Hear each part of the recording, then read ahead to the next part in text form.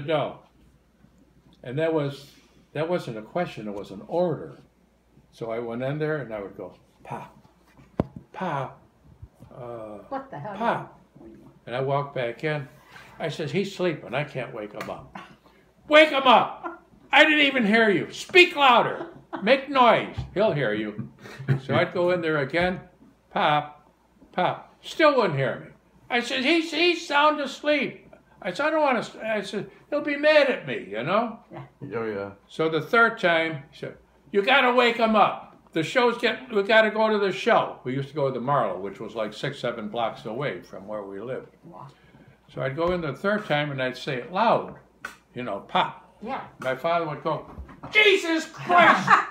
He said, what the hell do you want? You know? Embarrassed the shit out of me, see? Then I would say, Pop, we need money for the show. Well, God damn it, you woke me up. You know, well, you never looked at your father sideways because one of these might be coming, you know? So I says, we need the money, Pop. How much you want? Well, the show on Sunday was a dime. So he reached down in his pocket, and I swear he had to go down into his shoe to get the money. And he'd come up with a 50-cent piece. And he'd say, the show's what, a dime? That's 30 cents. Well, we wanted to get a penny candy each, too. Yeah. For what? You just ate. Oh, you wanted to get a penny candy. Well, that'll be 33 cents then. Yeah. Bring me 17 cents back. Get the hell out of here. So he throws out, so we'd walk through the snow and everything. About 6 blocks, it'd be zero, didn't matter. We went there, we went to the show, we saw 2 movies and what they used to call them, every week they would have a continuing program on something, whatever it might be. Like cover attractions. So we'd come back, and he said, we go in the door, and he looked at Steve because he was the oldest. He handled the money. He said, "Where's the 17 cents?" Okay, well, here, Pop. Here's the 17 cents. Well, that's the way it was.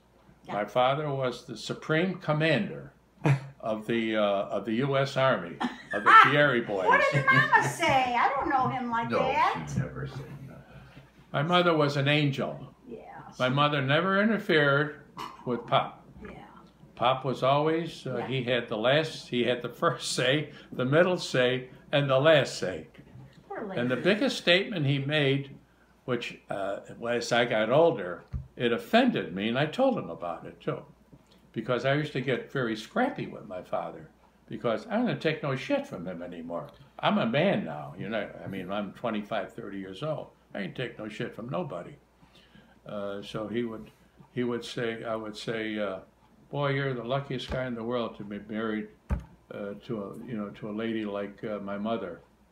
And he'd look at me and he'd say, you think she's easy to live with, huh? I said, Pop, she's an angel, for Christ's sake. Don't you know what an angel is? She never barks. She never complains. She works like a mule. I don't think she ever had a Friday fish fry for 15, 20 years. And it used to cost like 29 cents. They never brought her out for a fish fry. So I used to get pissed off at that kind of stuff. And that's why I pull a lot for the ladies today, because the ladies, in those days, of course, the ladies today has gone a little bit overboard. I would say so. But at the point that it was then, the ladies were like this. They were like this. Yeah. You know? So Grandpa was frugal. Frugal? Huh? No, cheap. Cheap. He was cheap. But he had to be I don't have you got to remember, Mike. Yeah, I know. From everyone. I know he did. That's what I was wondering. That's from my dad, from my grandparents. He's very proud. Everyone. I don't that have 13 cents was. It's driven into me to my core. Yeah. I'm so cheap. I'm a really cheap person.